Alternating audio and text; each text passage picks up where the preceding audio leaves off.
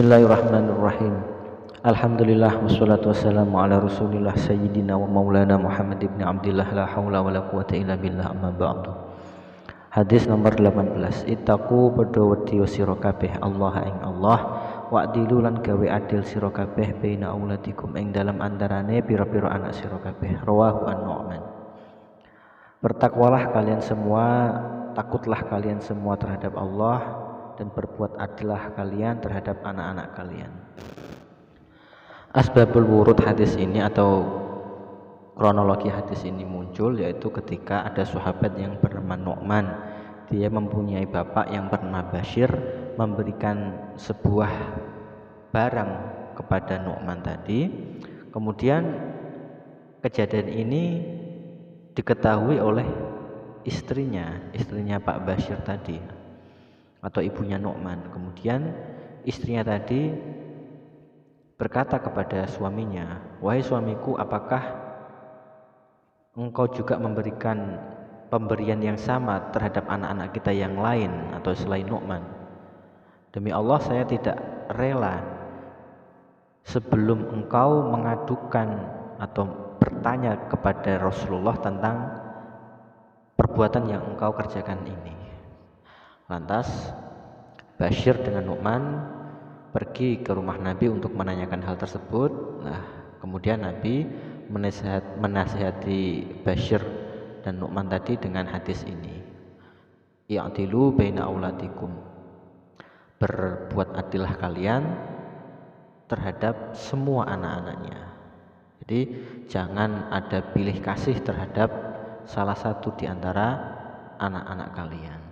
Dikhawatirkan suatu saat hubungan di antara anak-anak tersebut tidak akur, ada rasa hasud, iri terhadap saudara-saudara yang lainnya.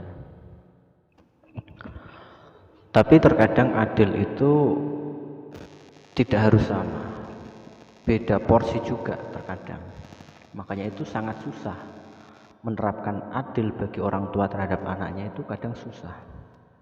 Semisal orang tua mempunyai beberapa anak yang usianya berbeda-beda, ada yang masih TK, ada yang masih SD, ada yang sudah kuliah. Itu pasti cara memperlakukan orang tua beda, tidak mungkin uang saku, uang jajan disamaratakan, pasti beda.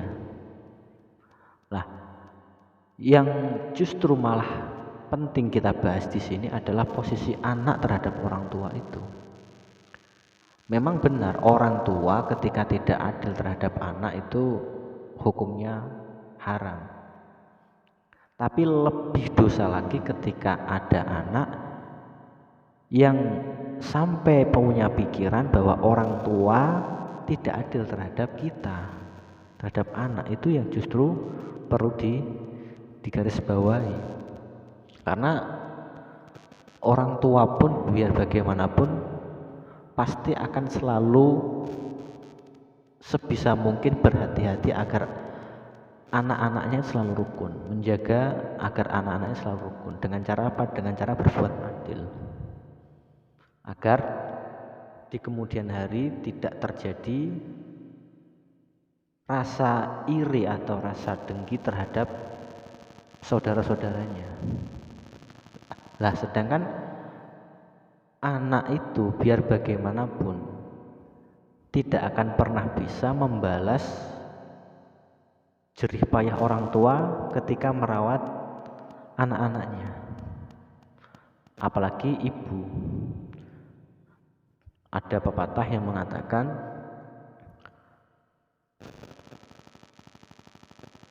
seberat apapun atau sebesar apapun uang tenaga yang telah diberikan orang tua, lebih-lebih ibu terhadap anaknya, mungkin masih bisa digantikan oleh anaknya di kemudian hari.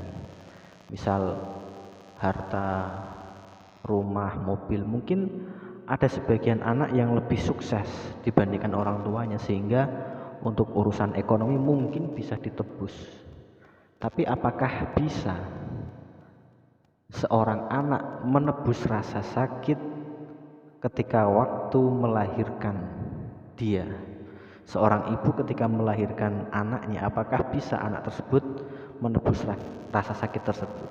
Nah, berarti kalau kita menuntut anak ketika terlalu menuntut keadilan terhadap orang tuanya itu juga tidak bagus.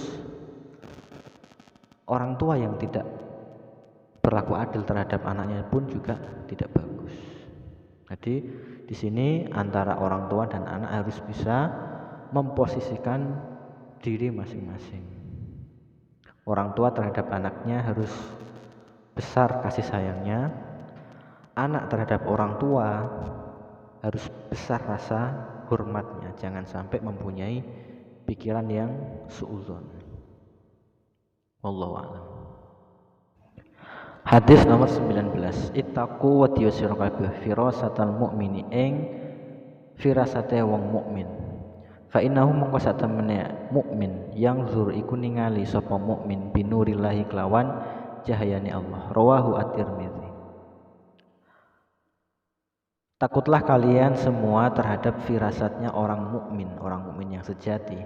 Karena orang mukmin yang demikian cara pandangnya itu atas nur yang diberikan oleh Allah, sehingga dia bisa memaknai sebuah firasat-firasat yang timbul entah dalam dirinya atau entah dari aduan orang lain. Karena orang-orang seperti ini, orang-orang mukmin yang soleh atau kiai atau ulama yang memang level takorubnya dengan Allah itu sangat dekat karena sering bermunajat, sering berdoa, itu seolah-olah tidak ada hijab, tidak ada penghalang antara dia dengan Allah, sehingga orang-orang tersebut terkadang diilhami oleh Allah, diberikan sebuah keistimewaan bisa merasakan firasat orang lain, entah itu firasat yang timbul dari hati secara tiba-tiba atau berupa mimpi. Itu tidak ada salahnya ketika kita minta petunjuk terhadap orang-orang seperti itu. Hadis nomor 20. Ittaqi watiyo sira dakwatal mazlumi ing dongane wong kang dianiaya. Fa innaha mongko sak temene dakwatal mazlum laisa iku ora ana bainaha iku ing dalam antarane dakwatal mazlum wa bainallahi lan ing dalam antarane Allah hijabun apa aling-aling. Rawahu at-Tirmidzi. Takutlah kamu terhadap doanya orang yang dianiaya, karena doa orang yang teraniaya ini tidak ada penghalang antara dia dengan Allah. Maknanya apa? Doanya sangat mustajab. Hadis nomor 21. Ittaqi wa tiyusira al-maharima ing pira-pira perkara haram takun mongko ana sapa sira abadanasi iku luweh ngawula-ngawulane menungso. Wardolan nrimo sira bima kelawan perkara kosa makang wis bagi Allahu sinan Allah laka maring sira. Takun mongko ana sapa sira alnan nasi iku luweh semuge-semuge menungso. Wa ahsin lan gawe bagus sira ila maring wa ahsin lan gawe bagus sira ila jarika maring tangga sira. Takun mongko ana sapa sira mukminan iku wong mukmin kang sejati. Wa ahibbalan demen sira linasi maring menungso maing perkara tuhibbu kang demen sapa sira linafsika maring kanggo awak sira. Takun mongko ana sapa sira musliman iku wong muslim kang sejati. Wala tuksir lan aja ngakeh-ngakehna sira adhahika ing guyu. Fa inna kasratad dhahiki mongko sak temene akeh guyu tumitu iku bisa mateni apa kasratad dhahik alqalba ing ati. Rawahu al-Imam Ahmad an Abi Hurairah. Jauhilah perkara haram, maka engkau akan menjadi hamba yang paling utama, dan ridolah terhadap apa yang telah diberikan kepadamu, maka engkau akan menjadi hamba yang paling kaya di mata Allah. Dan bersikap baiklah terhadap tetangga kamu, maka engkau akan menjadi orang mukmin yang sejati. Dan senangilah manusia seperti engkau menyayangi diri kalian, maka engkau akan menjadi orang muslim yang sejati. Dan jangan memperbanyak tertawa, karena banyak tertawa bisa membuat hati menjadi gelap atau mati. Orang yang bersedia untuk meninggalkan perkara haram, maka otomatis dia tunduk terhadap Allah. Ketika seseorang tunduk terhadap Allah, berarti derajat dia sudah menjadi abd atau hamba. Lah, derajat hamba ini adalah derajat yang paling utama karena seberapa tingginya derajat manusia, yaitu manusia yang mau menghambakan dirinya atau tunduk terhadap Allah. Dan ketika seseorang ridho terhadap apa yang telah diberikan Allah terhadap dirinya, maka dia akan menjadi orang yang kaya. Kaya di mata Allah. Maknanya apa? Dengan apa yang telah diberikan Allah kepadanya, dia sudah merasa cukup, sehingga apa yang tidak dimilikinya, dia merasa itu bukan hal yang dibutuhkan. Karena dia merasa cukup, bahkan merasa sudah sangat cukup dengan apa yang telah diberikan kepadanya. Dan Allah memerintahkan kita untuk berbuat baik terhadap tetangga-tetangga kita. Kita harus memuliakan tetangga kita, harus menghormatinya, jangan mengganggu, jangan menyakiti. Karena di hadis lain Nabi Muhammad bersabda,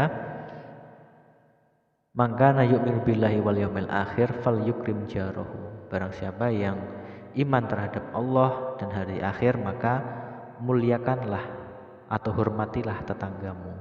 Maka redaksi hadis di sini yaitu takun musliman. Dan sayangilah semua orang seperti engkau menyayangi diri kalian, maka akan menjadi orang muslim yang sejati. Karena pada dasarnya al-muslimu akhul muslim. Sesama orang muslim adalah saudara. Dan jangan memperbanyak tertawa, karena banyak tertawa bisa menyebabkan hati menjadi mati atau menjadi gelap gulita. Di sini yang dimaksud tertawa adalah tertawa yang tidak ada faedahnya.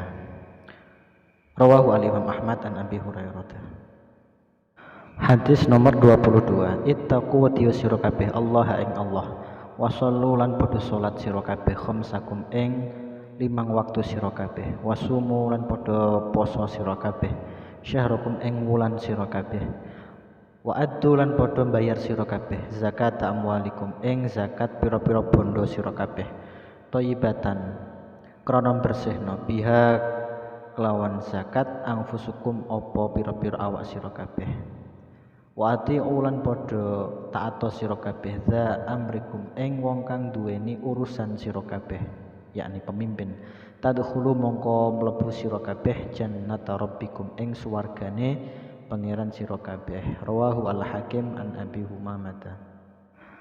Takutlah kalian kepada Allah dengan cara menjalankan sholat 5 waktu, berpuasa Ramadan, membayar zakat sebagai bentuk membersihkan harta dan membersihkan badan, dan taatlah kepada pemimpin kalian semua, maka insya Allah akan masuk surga.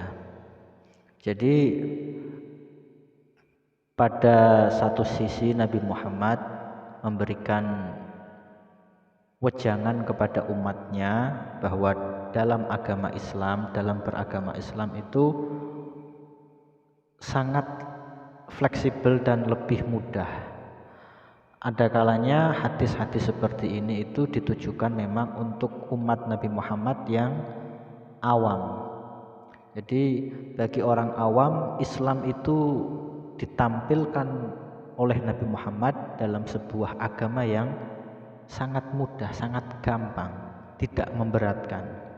Cukup dia bertakwa kepada Allah dalam artian tidak melakukan maksiat, mau menjalankan sholat 5 waktu yang fardu, tidak membebankan yang sholat-sholat sunnah, mau berpuasa pada bulan Ramadan, tidak usah sampai puasa-puasa yang lainnya, membayar zakat, taat kepada pemimpin, ya sudah, insya Allah orang yang melakukan demikian ini, kata Nabi, akan masuk surga. Jadi ini adalah jaminan dari Nabi Muhammad kepada umatnya, bagi umat yang awam, agar Islam itu lebih dibuat secara mudah dalam pelaksanaan setiap harinya. Jadi terkesan Islam itu tidak membebani seseorang dengan sebuah ritual-ritual yang bersifat sunnah. Memang baik, sunnah itu baik, tapi ada kalanya umat itu ada yang awam, dia butuhnya hanya melakukan kewajiban, yang penting tidak maksiat, menjalankan perintah, ya sudah selesai urusannya, insya Allah masuk surga. Hadis nomor 23. Itaku wedhi sira kabeh dakwatal mazlumi ing dongane wong kang dianiaya. Fa innaha mongko sak temene dakwatal mazlum tuhmalu iku dimot apa dakwatal mazlum alal ghamami ing atase mega. Yaqulu hale ngendika Allahu sinan Allah. Wa izzati lan demi kemuliaan ingsun wa jalali lan keagungan ingsun. Laan suranna yakti bakal nulungi temenan sapa ingsun ka ing sira. Walau ba'da hinin lan senajan ing dalam sak badane mangsa. Rawahu at-Tabarani an Khuzaimah ibn Tsabit. Takutlah kalian terhadap doanya orang yang teraniaya, karena doa orang teraniaya ini dibawa oleh awan. Maknanya sampainya kepada Allah sangat cepat. Kemudian Allah berkata, demi kemuliaanku, saya pasti akan menolong engkau. Engkau di sini adalah orang yang dizalimi tadi, meskipun tidak dalam waktu dekat. Artinya apa? Di sini Allah memberikan peringatan kepada seseorang yang berbuat zalim bahwa kita harus berhati-hati, karena doanya orang yang dizalimi ini diijabahi oleh Allah, entah dalam waktu dekat atau dalam waktu yang lama. Yang pasti bagi kita jangan sampai berani-berani berbuat zalim, lebih-lebih kepada orang soleh, kepada ulama, kepada orang-orang yang lemah. Jangan sampai kita berbuat semena-mena, entah lewat ucapan atau lewat perbuatan. Itu sama saja, tidak ada bedanya. Takutlah kalian semua terhadap perbuatan zalim, karena perbuatan zalim besok pada hari kiamat menyebabkan seseorang menjadi gelap gulita, tidak ada cahaya sama sekali, entah cahaya yang keluar dari tubuhnya atau cahaya di sekelilingnya. Karena makna dasar dari kata-kata zalim sendiri adalah bermakna gelap. Kalau gelap berarti besok nanti dibalas oleh Allah, dia tidak mempunyai cahaya sama sekali ketika di hari kiamat. Maknanya tidak ada orang yang menolong. Dan takutlah kalian ketika berbuat bakhil, karena perbuatan bakhil ini bisa memicu seseorang dalam pertengkaran atau permusuhan. Di sini Nabi Muhammad SAW telah berpesan kepada kita bahwa salah satu rusaknya umat terdahulu adalah disebabkan oleh bakhil, perbuatan asyuh. Kalau bakhil, bedanya bakhil dengan syuh di sini.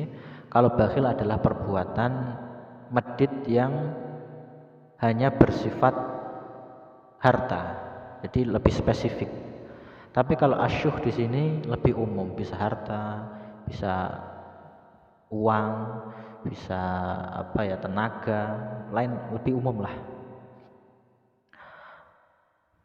Karena orang bakhil sendiri di sini di samping memicu permusuhan, karena namanya orang ya, semisal kita bertetangga dengan atau bermasyarakat, pasti masyarakat bisa menilai tetangga saya yang bakhil mana, oh yang dermawan mana.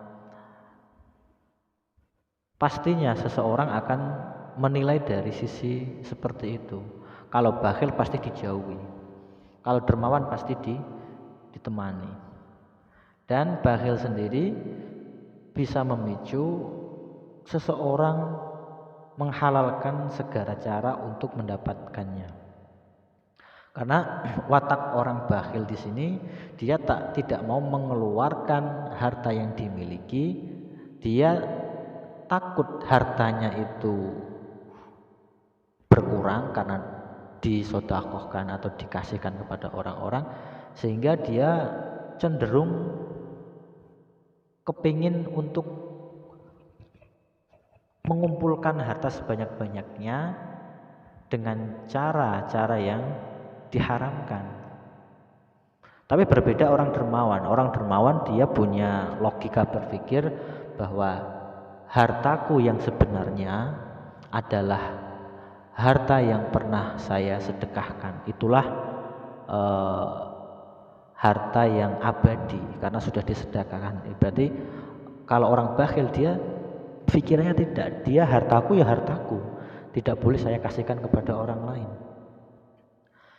Kenapa di sini ada kata-kata zalim disandarkan pada lafaz bakhil asyuh?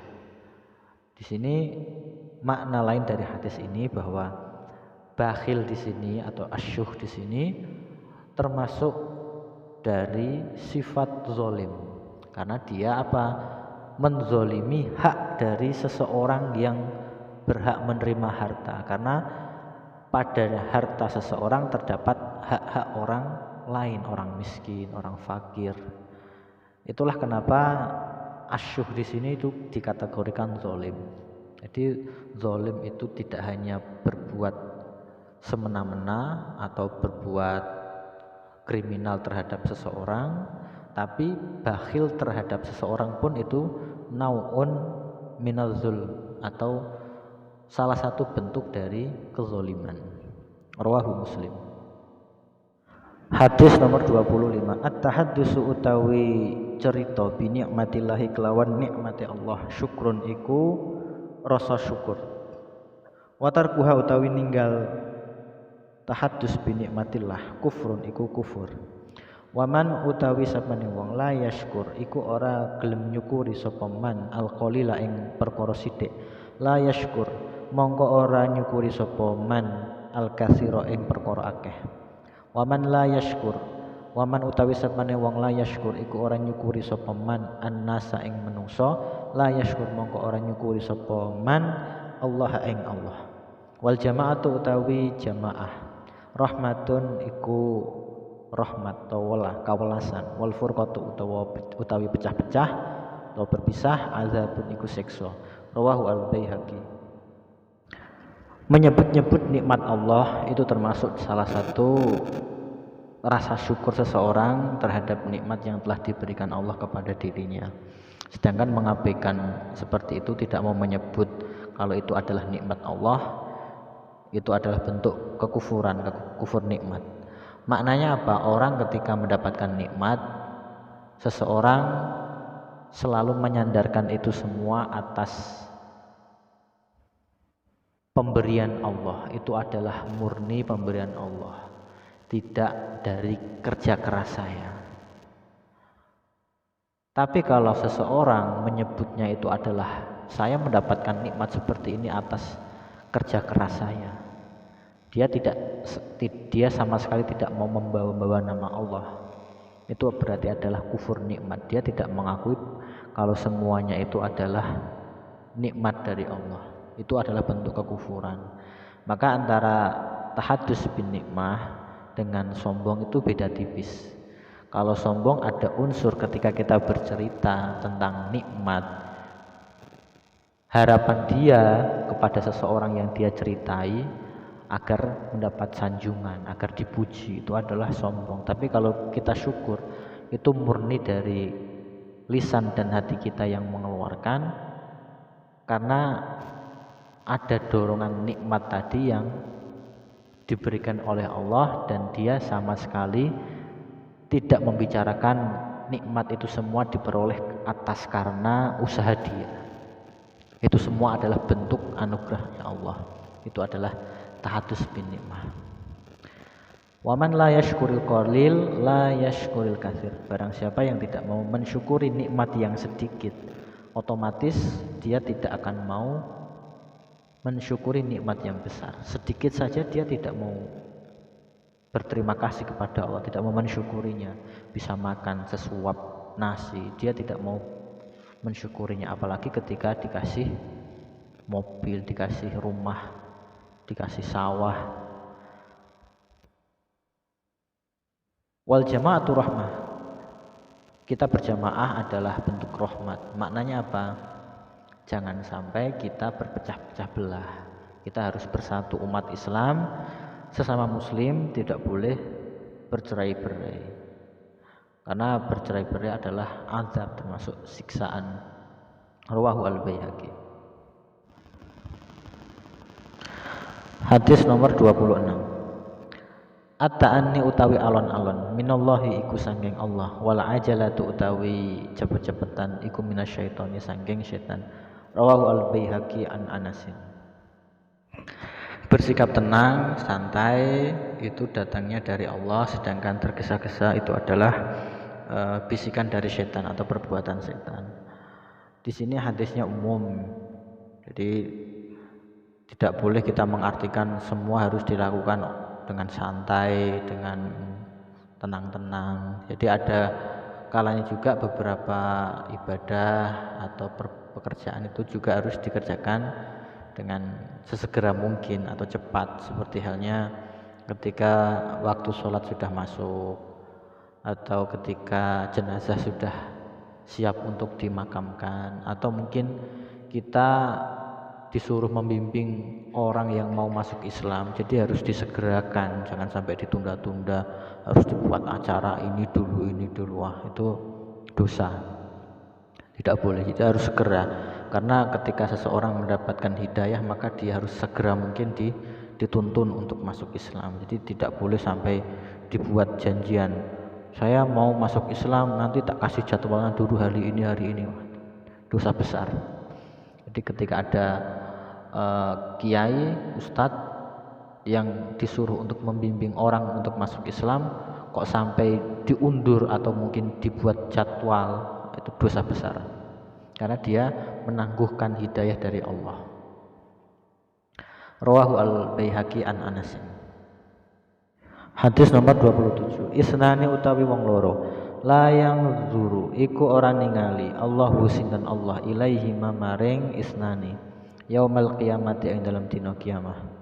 Qati'ur rahmi, siji rupane wong kang medhot tali persaudaraan. Wajarus suilan, tetangga kang elek. Rawahu ad-Dilami an Anasin.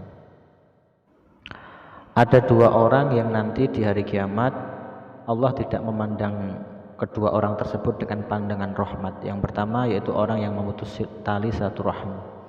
Jadi kepada seseorang yang semasa hidupnya memutus hubungan kekeluargaan, hubungan saudara, hubungan dengan pamannya, hubungan dengan keponakannya, itu nanti di hari kiamat tidak akan mendapatkan pandangan rahmat dari Allah. Yang kedua, tetangga yang buruk, tetangga yang tidak mau akur terhadap tetangga yang lainnya, tetangga yang sering berbuat zalim, tetangga yang pelit, tetangga yang tidak mau menghormati. Itu semua dua orang ini nanti di hari kiamat mendapatkan mendapatkan pandangan yang sinis dari Allah.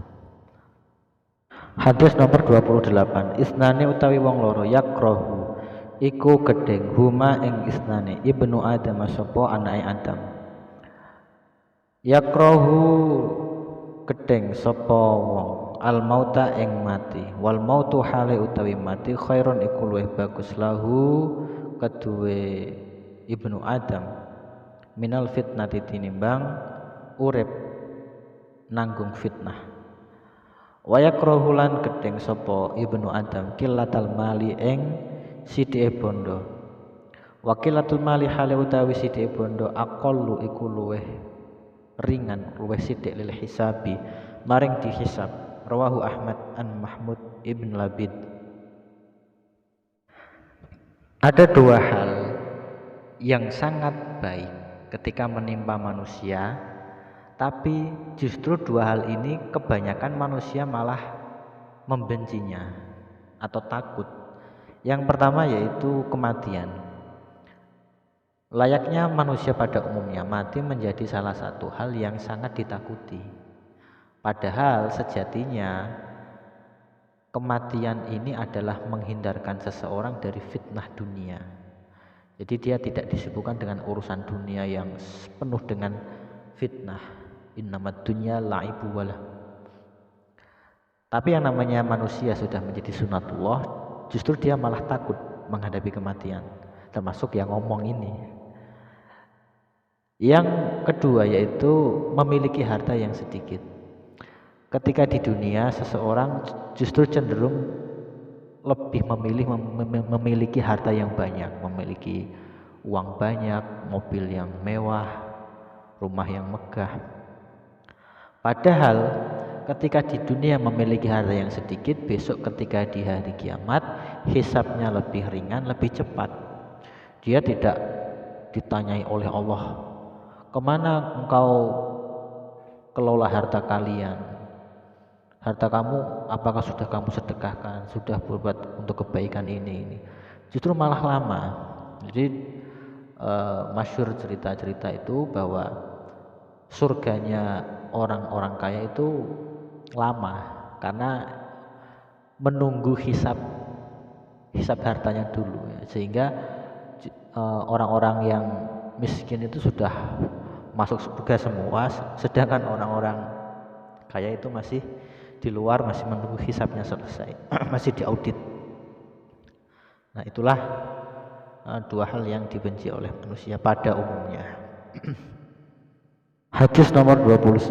Isnane utawi perkara loro yu'ajil iku nyepetake siksane huma ing isnane Allahu sinan Allah fit dunya ing dalam dunya. Al-baghi rupane lajat utawa zalim wa uququl walidaini lan wani maring wong tuwa loro. Ada dua hal yang siksanya ini disegerakan Allah ketika masih di dalam dunia. Yang pertama orang yang berbuat zalim, yang kedua orang yang durhaka terhadap kedua orang tua. Ini dua orang ini ketika masih di dunia Allah sudah hinakan mereka dengan siksaan, dengan berbagai macam jenis siksaan ya. Jadi di akhirat pun nanti juga masih mendapatkan siksaan, di dunia sudah mendapat siksaan terlebih dahulu. Rawahu at-Tabarani an Abi Bakrah. 7 perkara yang perlu kita hindari karena bisa membuat amal kita hangus pahalanya. Nomor 1 yaitu menyekutukan Allah, naudzubillah.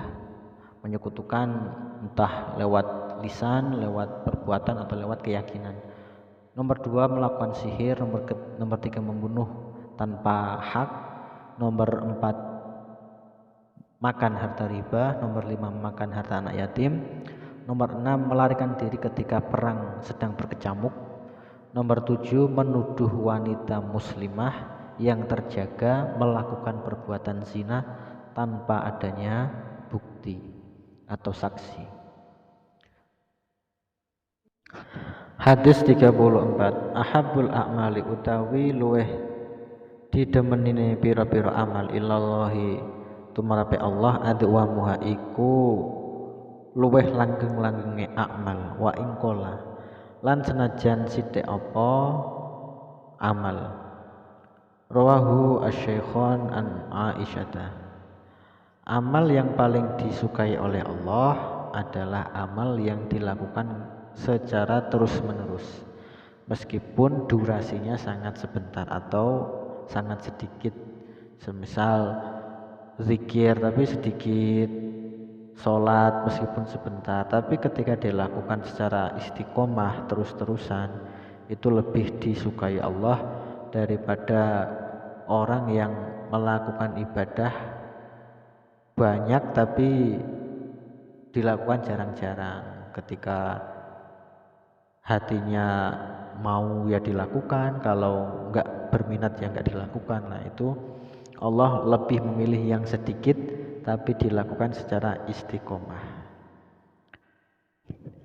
Nomor 35. Ahabbul a'mali utawi luweh kademenine pira-pira amal ilallahi mungguwe Allah antam muta iku yen mati sapa sira walisanu kahale utawi lisan sira radbun iku teles min zikrillah sangking zikir maring Allah. Rawahu al-Baihaqi an Muadzin.